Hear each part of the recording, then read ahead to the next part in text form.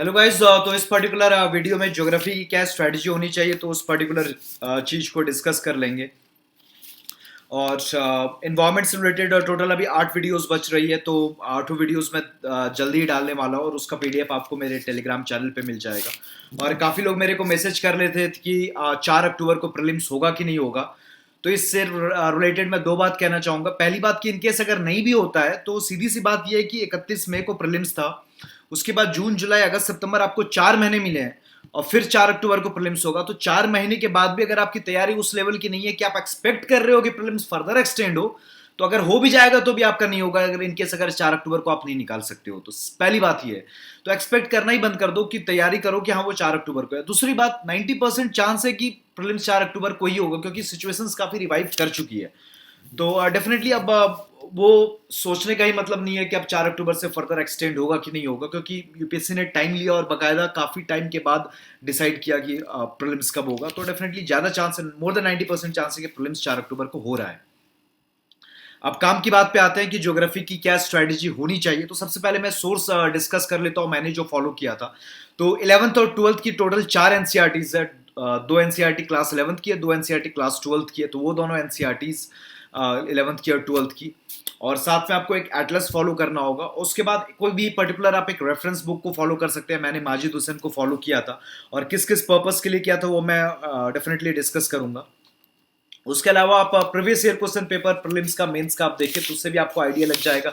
तो कुछ कुछ एरियाज आपको पता चल जाएगा जिसको आपको इन डेप्थ प्रिपेयर करना है प्रीलिम्स के लिए और मेंस के लिए। अगर प्रीलिम्स की बात करें तो मैप वर्क काफी ज्यादा आता है। एक इंडियन रिवर पे हर साल एक सवाल आता है। मिडिल ईस्ट के मैप वर्क पे हर साल एक सवाल आता है। इन्वायरमेंट रिलेटेड काफी सवाल आते हैं। तो ये सब एरियाज आपको प्रीलिम्स में करने होंगे। मेंस में अगर आप देखेंगे ज्योग्राफी में तो वाटर स्ट्रेस या फिर वाटर स्कारसिटी या फिर water set management, rain water harvesting, ये सब वाटर रिलेटेड इशू से एक सवाल हर साल होता है। तो definitely previous year question paper से भी आपको काफी आइडिया लग जाएगा। तो वो टॉपिक्स पे आप डिटेल में प्रिपेयर कर सकते हैं। तो ये सब आपके सोर्स रहे।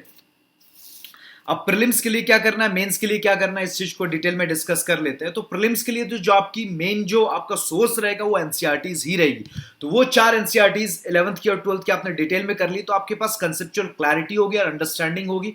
तो प्रीलिम्स में दो तरह के मेनली सवाल होते हैं। एक ज्योग्राफी के कंसेप्चुअल क्लैरिटी रिलेटेड आते हैं, दूसरा मैप वर्क पे आता है। तो कंसेप्चुअल क्लैरिटी रिलेटेड जितना भी सवाल होगा, आप एनसीईआरटीज आपने अगर डेप्थ में कर लिए तो डेफिनेटली आपसे हो जाएगा। और दूसरा सवाल मैप वर्क पे होता है, तो उसके लिए आप एटलस को फॉलो करें।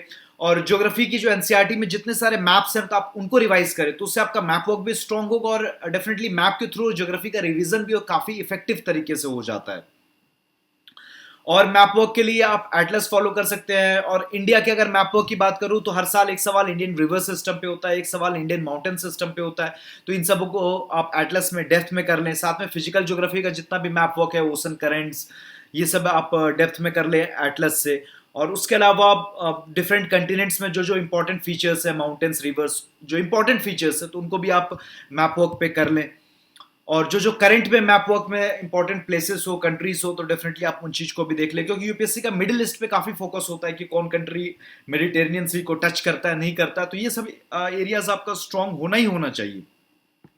साथ में प्रीवियस ईयर क्वेश्चन पेपर को जब आप सॉल्व करेंगे तो आपको इफेक्टिव तरीके से वो पता चल जाएगा कि किस एरिया से सवाल ज्यादा आता है, कौन एरिया इंपॉर्टेंट। अगर आपको वो एरिया वीक है तो डेफिनेटली आप उसको इन डेप्थ में स्टडी कर सकते हैं। तो previous year question paper prelims का जरूर प्रैक्टिस करना जरूरी है। और साथ में आप मॉक टेस्ट भी ज्योग्राफी रिलेटेड आप प्रैक्टिस कर ले तो उससे भी आपको काफी कॉन्फिडेंस बूस्टअप होगा। उसके अलावा मैं अगर मेंस की बात करूं तो मेंस के लिए भी जो आपका सोर्स वही रहेगा एनसीईआरटी, साथ में आपको एक रेफरेंस बुक लेनी होगी। और उसके अलावा प्रीवियस ईयर क्वेश्चन पेपर और सिलेबस को मद्देनजर रखते हुए आप पढ़ाई करेंगे। प्रीवियस ईयर क्वेश्चन पेपर को अटेम्प्ट करेंगे बाकायदा यूपीएससी आंसर फॉर्मेट में। उसके अलावा आप नोट्स बनाएंगे। तो ये सारी चीजें तो जो जीएस 1 2 3 4 में मैंने डिस्कस किया था स्ट्रेटेजी क्या होनी चाहिए, तो ज्योग्राफी में भी इफेक्टिवली वही होगी।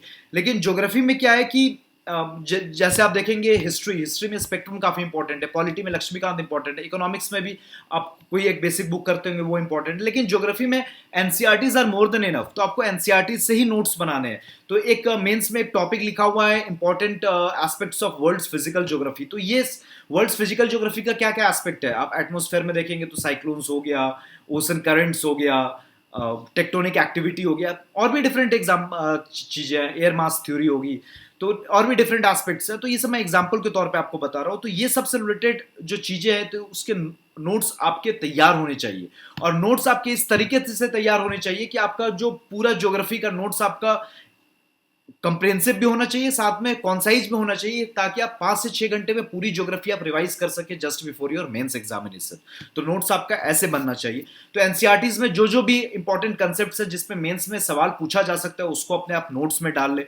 साथ में आप रेफरेंस बुक का भी इस्तेमाल कर सकते हैं नोट्स बनाने में। और जब भी आप नोट्स बना रहे हैं तो सिलेबस को आपको और प्रीवियस ईयर क्वेश्चन पेपर को मद्देनजर रखना है।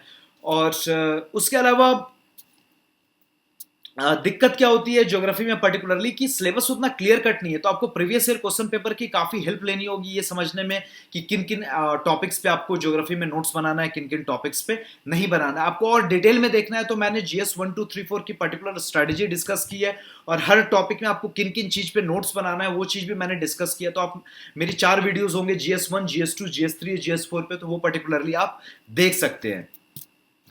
उसके अलावा आप पहले ज्योग्राफी की प्रिपरेशन करें, फिर एनवायरनमेंट की, फिर डिजास्टर मैनेजमेंट की, और इन तीनों को कोरिलेट करें तो आपका काफी होलिस्टिक अंडरस्टैंडिंग होगी और आपका आंसर भी काफी इफेक्टिव होगा, क्योंकि काफी कंप्रेहेंसिव वे में आप आंसर कर सकेंगे, क्योंकि एनवायरनमेंट, ज्योग्राफी और डिजास्टर मैनेजमेंट काफी इंटीग्रेटेड से एस्पेक्ट्स हैं। उसके अलावा important aspects of world physical geography आप एनसीईआरटी से बनाए नोट्स। उसके अलावा कुछ कुछ एस्पेक्ट्स जैसे इंडियन मानसून उतना डिटेल में नहीं है एनसीईआरटी में, अल नीनो नहीं दिया हुआ है, तो ये सब के लिए आपको एक रेफरेंस बुक रेफर कर सकते हैं। मैंने विजन आईएएस का जो नोट्स है, जो अपडेटेड क्लासरूम मटेरियल था, उसको मैंने रेफर किया था, और माजिद हुसैन को रेफर किया था। उसके अलावा एक रिसोर्सेज करके भी एक टॉपिक है कि कहाँ पे कौन कौन से रिसोर्सेज पाए जाते हैं इंडिया, साउथ एशिया और वर्ल्ड में, तो इसके लिए मैंने एनसीईआरटीज को रेफर किया था और कुछ हद तक माजिद हुसैन को भी रेफर किया था। उसके अलावा लोकेशन ऑफ इंडस्ट्रीज करके भी एक टॉपिक है, तो उसके लिए मैंने माजिद हुसैन को रेफर किया था। और एक इन्वायरमेंट से रिलेटेड टॉपिक है आइस कैप और वेटलैंड्स करके। तो जब आप इन्वायरमेंट प्रिपेयर कर रहे हैं तो उसके साथ ही ये टॉपिक प्रिपेयर कर ले तो आपको होलिस्टिक वे में प्रिपेयर हो जाएगा।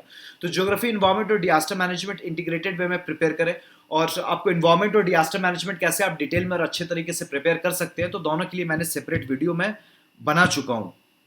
अब रही बात आप मेंस में एक एक्स्ट्रा एडवांटेज कैसे ले सकते हैं, तो मेंस में जब भी आप ज्योग्राफी का आंसर कर रहे हैं तो डायग्राम और मैप मस्ट है।